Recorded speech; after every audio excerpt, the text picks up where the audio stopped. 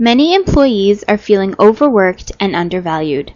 In fact, research from Gallup shows that in average organizations, the ratio of engaged to actively disengaged employees is 1.5 to 1. The oil and gas industry has been particularly affected by the power of disengagement as employees attempt to cut costs and increase margins by offshoring jobs and downsizing. Rachel Breen Everard, director at Buck Consultants, and Kate Van Hulsen, a principal at Buck Consultants, recently put the hidden costs of disengagement into perspective during a live HCI Webcast underwritten by Buck Consultants. So if you think about the employee experience in 2008 and 2009,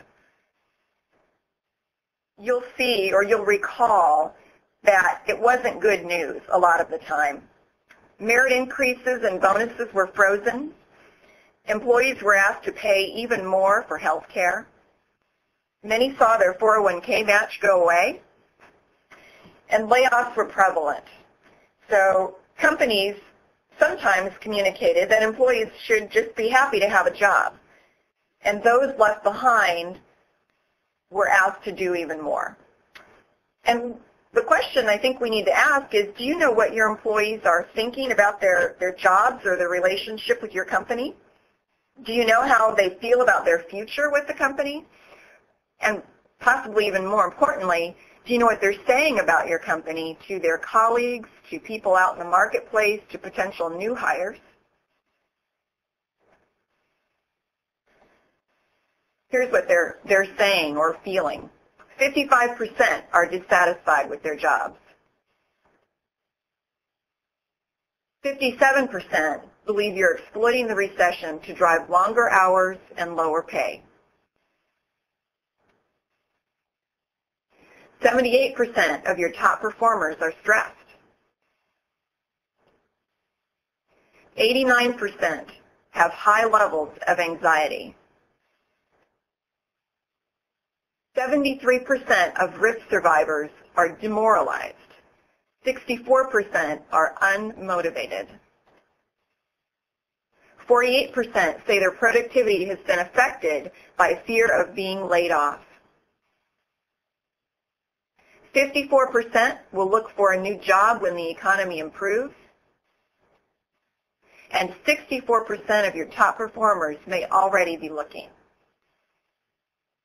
So the question to ask is, what is lack of engagement costing your company?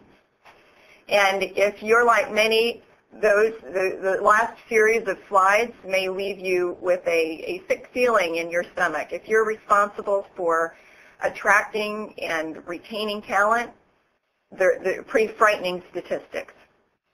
So what is the cost? Employee disengagement, a recent study estimated that it costs the U.S. economy as much as $350 billion every year in lost productivity, accidents, theft, and turnover. Of course, there are also health issues to consider, which can have a long-term effect on your employees' ability to be top performers. Things like weight gain, drinking too much, insomnia, stomach ulcers, fertility problems, memory loss, high blood pressure, and depression. So the question is, what are you going to do about it? We believe that your managers can play a key role in helping you build and sustain engagement. And so I'll turn it over to Rachel to talk about that. The first thing we want to address is when we talk about engagement, what do we mean? So engagement to us is a process to attract and retain and motivate your employees. So similar to words like talent management or change management or even communication, it can be a bit esoteric, and sometimes people think, oh, engagement is just a fluffy word. However, once you realize the impact, as Kate walks through some of the statistics and as we'll show you how much disengaged employees impact the productivity, even the revenue and the stock price of your organizations, it's critical to focus on this group. So here, just from this study, you can see that the percentage of fully engaged employees in 2008 was 43%. So less than half of employees today are fully engaged in the workforce. Well, what does that mean? What that means is in the other two buckets, they're actually sitting at work and not being as productive. They're doing things in their day-to-day job just to keep the wheels on per se, but they're not necessarily providing the level of customer service. They're not as productive. They're not as focused on outcomes. They're not looking to better the organization. They're not as invested in making your company what it needs to be for the future. They are looking for jobs. They are staying because they have to, not because they want to. And this is almost the most dangerous group, because this is the group where you're not necessarily sure whether or not they're going to leave. You can't tell that they're unengaged. They're not necessarily the people who are missing work every day or who you may not want to keep, who are low performers. These are your high performers who are coming in, they're still doing the do, yet they're constantly looking, and as soon as they find something, they're going to jump. This is the group you need to be concerned about. So through this research, we identified several opportunities that employers can take to enhance the employee experience.